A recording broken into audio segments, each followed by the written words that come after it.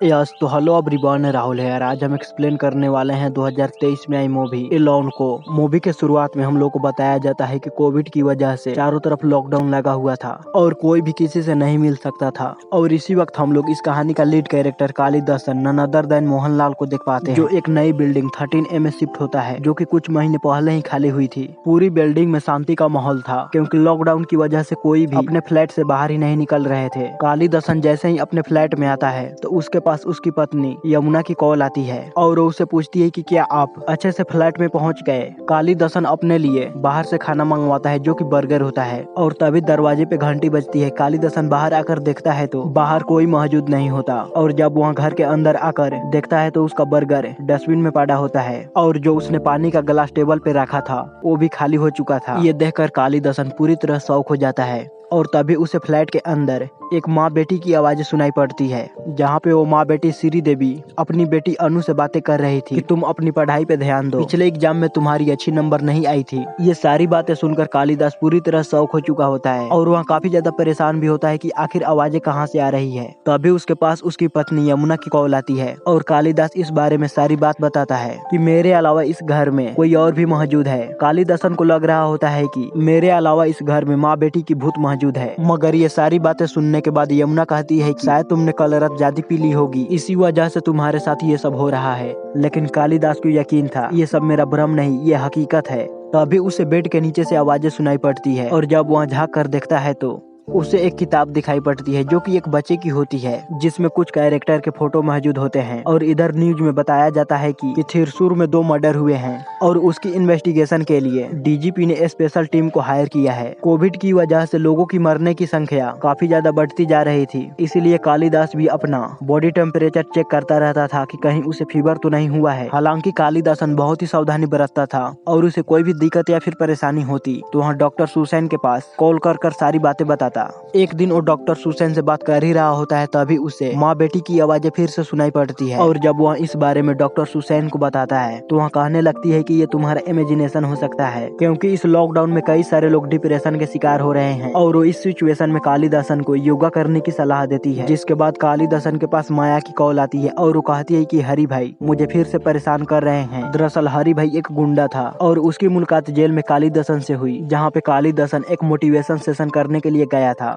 वहाँ पर कालिदासन हरि को देखकर उसकी जमानत करवा दी थी और बोला था कि तुम अच्छे से रहना, मगर हरि भाई फिर से अपनी पत्नी माया को परेशान करने लगा था। कालिदासन उसे समझाता है कि अब तुम्हें हरि भाई से हरि बनकर रहना चाहिए, अब क्योंकि हरि पे कालिदासन की काफी ज्यादा एहसान थी, इसलिए वह कालिदासन की बात मान लेता है और वह हरि बनकर रहने लगता है। इधर कालिदासन अपने फ्लैट से बाहर निकलकर 13A के सामने आया और तभी उसके पास सिक्योरिटी चीफ का कॉल आता है कि तुम बाहर क्या कर रहे हो, जिस पर कालिदासन 13A में रहने वाले फैमिली के बारे में पूछने लगता है, जिस पर सिक्योरिटी चीफ उन्हें बताता है कि इसमें एक कपल रहा करते थे जो कि कुछ टाइम पहले मर गए क्योंकि उन्हें कोरोना वायरस हुआ था, जिससे कालिदासन डर जाता है और वापस अपने कमरे में चला आता है। और वह जैसे ही आईने पे देखता है तो उस पर लिखा होता है दिस इज आवर होम और उसे फिर से उन माँ बेटी की आवाजें सुनाई पड़ने लगती है। वहाँ चारों तरफ देखता है मगर उसे कुछ भी दिखाई नहीं पड़ती है और वहाँ फिर से अपनी पत्नी यमुना के पास कॉल कर इन आवाजों के बारे में बताता है, मगर अभी भी यमुना को कालिदासन की बातों पर अभी भी यकीन नहीं हो रही थी। अब कालिदासन इन सारी वाक्यों से परेशान होकर वहाँ अपने दोस्त कर्नल से शराब की बोतलें मंगाता है। कर्नल को कालिदासन बताया था कि मैं एक IPS ऑफिसर हूँ,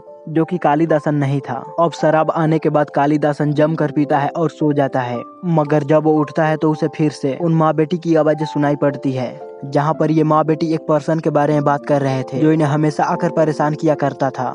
और कालिदासन को फिर से आईने पे लिखा मिलता है कि दिस इज आवर होम, जबकि उसने पिछली रात उसे मिटा दिया था। वह इस फोटो को लेकर अपनी पत्नी यमुना के पास शेयर करता है ताकि उसे मेरी बातों पर यकीन हो सके। और जब यमुना उस फोटो को देखती है तो वह पूरी तरह ब्लैंक होता है, जिसे देखकर कालिदासन पूरी तरह शॉक हो जाता है और वह इस मिस्ट्री को खुद ही सॉल्व करने की ठान लेता है कि श्री देवी और अन्नू जो इस फ्लैट में रहते थे वो अब कहाँ है। और इसके लिए वह वहाँ का सिक्योरिटी चीफ से पूछता है, तब वह बताता है कि कुछ महीने पहले 2 माँ बेटी वहाँ रहती मगर अब वो कहाँ चली गई इस बारे में मुझे भी नहीं मालूम। वो सिक्योरिटी चीफ कालिदासन को श्री देवी का फोन नंबर भी देता है, मगर वो अब स्विच ऑफ आ रहा होता है इसके बाद कालीदासन अपने पड़ोस में रहने वाली आंटी से उनके बारे में पूछता है। तब वो बताती है कि जब मैं यहाँ पर आई उससे पहले ही ये लोग यहाँ से जा चुके थे। अब ये सब कालीदासन को बटरफ्लाई इफेक्ट लग रहा होता है, जिसमें एक घटना के लिंक दूसरे घटना से होती है। इसके बाद कालीदासन रिसेप्शन पे आकर श्री देवी के आधार कार्ड का डिटेल्स निकाल कर अपने एक दोस्त इंस्पेक्टर विनोद के पास भेजता है, जिसका नंबर उसे हरी से मिला था। वहाँ विनोद को श्री देवी का डिटेल्स निकाल कर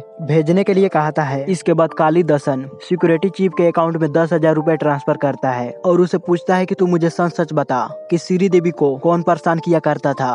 तब उस सिक्योरिटी चीफ कालीदासन को बताता है कि उसे थॉमसन नाम का शख्स परेशान किया करता था। इसीलिए कालीदासन थॉमस का नंबर लेकर उसके पास कॉल करता है और जब कालीदासन श्री देवी के बारे में उसे पूछता है तब थॉमस डर जाता है और वहाँ अपनी फोन को स्विच ऑफ कर लेता है। इधर कालीदासन को विनोद से मालूम पड़ता है कि श्री देवी और उसकी बेटी ने सुसाइड कर लिया था उसी फ्लैट में। और जब पुलिस ने इस केस का इन्वेस्टिगेशन किया तो उन्हें मालूम पड़ा कि इनके ऊपर काफी ज्यादा कर्ज था और फाइनेंशियल प्रॉब्लम होने की वजह से इन्होंने सुसाइड कर लिया। ये सब जानने के बाद वहाँ यमुना के पास कॉल करता है और उसे बताता है कि मुझे लगता है श्री देवी ने सुसाइड नहीं, उसका किसी ने मर्डर किया है और मैं उसके मर्डर की मिस्ट्री को जानकर ही रहूंगा। इसीलिए वह वहाँ का सीसीटीवी फुटेज को चेक करने के लिए जाता है, जहाँ पर उसे उस बिल्डिंग का सेक्रेटरी कथाऊ का कॉल आता है और वह उसे बताता है कि सिर्फ तुम्हें पिछले 1 महीने के ही फुटेज मिल सकती है और तुम जिस श्री देवी सुसाइड का फुटेज लेने के लिए गए हो उन फोटोज को थॉमस ने डिलीट करवा दिया था ताकि इस सुसाइड के बारे में बाहर लीक ना हो और इस फ्लैट को बेचने में हमें कोई परेशानी ना हो। अब अगले दिन कालीदासन का बर्थडे होता है और वह अपनी पत्नी यमुना से बात कर रहा होता है। तभी उसे इन माँ बेटी की आवाजें सुनाई पड़ती है और उसे मालूम पड़ता है कि आज यमुना की बेटी अनु का भी बर्थडे है और उसके बर्थडे पे थॉमस उसके पास आया है और उसे श्री देवी अपने घर से भगा रही है। वहाँ उसके खिलाफ पुलिस में कंप्लेन करने के लिए भी बोलती है। इसीलिए कालीदासन विनोद को कहता है कि श्री देवी ने कोई पुलिस कंप्लेन किया था क्या।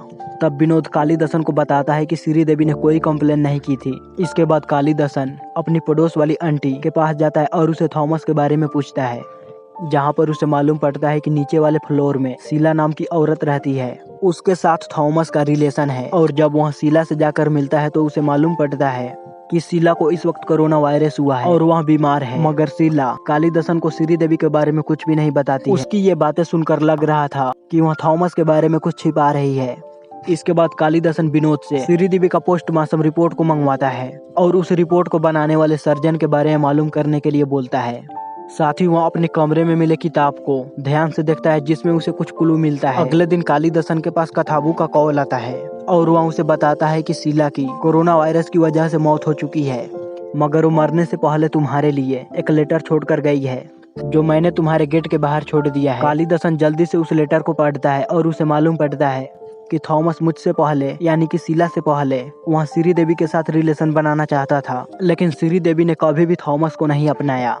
तो हो सकता है कि श्री देवी के मौत के पीछे थॉमस का हाथ हो। अब ये सब जानने के बाद कालीदासन थॉमस के पास कॉल कर उसे धमकी देता है कि तुम मुझे सच बता दो, नहीं तो मैं तुम्हें इस लेटर की वजह से जेल भेजवा सकता हूँ। तब थॉमस उसे बताता है कि मैं श्री देवी के मौत के दिन उसके फ्लैट में मिलने जरूर गया था, मगर उसने दरवाजे को नहीं खोली और उस दिन श्री देवी के साथ एक अनजान शख्स भी था जिसके बारे में मुझे भी नहीं मालूम था। तो हो सकता है कि उसने ही श्री देवी को मारा हो। जिसके बाद कालीदासन सिक्योरिटी चीफ से पूछता है कि उस दिन श्री देवी के साथ एक और शख्स आया था क्या। तो अब वहाँ बताता है कि हाँ, उस दिन श्री देवी के साथ एक और शख्स आया था, उसके पास ब्लू कलर की गाड़ी थी और इस गाड़ी के बारे में कालीदासन विनोद को मालूम करने के लिए कहता है। और अगले दिन विनोद इस गाड़ी के बारे में जांच पड़ताल करने के बाद वहाँ कालीदासन को बताता है कि मैंने उस सर्जेंट से बात की थी, मगर उसने मुझे कुछ भी नहीं बताया, मगर उसके बातों से लग रहा था कि उसे सब कुछ मालूम है। इसीलिए कालीदासन उस सर्जन का एड्रेस और फोन नंबर लेकर हरी के पास कॉल करता है और उसे फिर से एक बार हरी भाई बनने के लिए कहता है और उसे उस सर्जन के पास जाकर सच बुलवाने के लिए कहता है। इधर विनोद का कॉल कालीदासन के पास आता है और वो बताता है कि तुम जिस ब्लू कलर की कार के बारे में बात कर रहे थे वो एक रेंज रोवर कार थी और वो श्री देवी की कंपनी ओनर बिनोय की थी। दरअसल श्री देवी जिस फाइनेंशियल कंपनी में काम करती थी वहाँ पर उसने कुछ लोगों की पैसे को लगवाया था जो कि डूब गया था और वे सारे लोग श्री देवी से अपने पैसे वापस मांग रहे थे। और तब बिनोय ने श्री देवी को अपने कंपनी में जॉब दी और उसका सारा कर्ज भी चुका दिया, जिससे दोनों के बीच नजदीकियां बढ़ गई थी और वह हमेशा श्री देवी के फ्लैट पे आता रहता था। मगर कालीदासन को बिनोय के बारे में पहले ही मालूम पड़ चुका था, क्योंकि उसके फ्लैट पे जो किताब मिली थी उसमें कुछ क्लू थी। जो क्लू उसे उस किताब में मिला था वो बिनोय का ही नाम था। और तभी उस सर्जन से हरी को मालूम पड़ता है कि बिनोय के कहने पर ही उस सर्जन श्री देवी का पोस्टमार्टम रिपोर्ट को बदला था, यानी कि इन सब के पीछे बिनोय था। दरअसल बिनोय ने उस दिन श्रीदेवी के साथ उसकी बेटी अनु के साथ भी जबरदस्ती करने की कोशिश की। श्रीदेवी उसे ऐसा करने से मना कर रही थी, तब बिनोय ने श्रीदेवी और उसकी बेटी को मार दी और लोगों को ये सारी घटना सुसाइड दिखाया। इसीलिए कालीदासन हरि भाई की मदद से बिनोय को मरवा देता है और अगले दिन न्यूज में यह खबर आने लगती है कि हरि नाम का क्रिमिनल बिजनेसमैन बिनोय को मार डाला और हरि को पुलिस गिरफ्तार भी कर लिया था। और जब पुलिस उसे कहता है कि तुमने ऐसा क्यों किया, तो अब वह बताता है कि मैंने कालीदासन के कहने पर ये सब किया और इसीलिए पुलिस कालीदासन को ढूंढ रही होती है। साथ ही पुलिस यमुना और डॉक्टर सुसैन से भी पूछताछ करती है, जिससे उन्हें मालूम पड़ता है कि कालीदासन को मेंटल डिसऑर्डर सिजोफ्रेनिया था। इस बीमारी में शख्स अपने ही कल्पनाओं की दुनिया में जीता है और अपने मन में एक इमेजिनेशन स्टोरी को बनाकर रियल लाइफ में उसे जीने लगता है। यानी कि ये सब कालीदासन ने अपनी बीमारी की वजह से किया था और इस बीमारी की वजह से कालीदासन ने और भी सारे मर्डर किए थे और त्रिशूल में जो मर्डर हुए थे उसे कालीदासन ने ही करवाया था। वह हर बार अपनी नाम बदल कर पहले जेल से कुछ आदमियों को रिहा करवाता था और उसके बाद उन क्रिमिनलों से मर्डर करवाता था और इस तरह वह पुलिस की नजरों से बचकर नए शिकार पे निकल पड़ा था।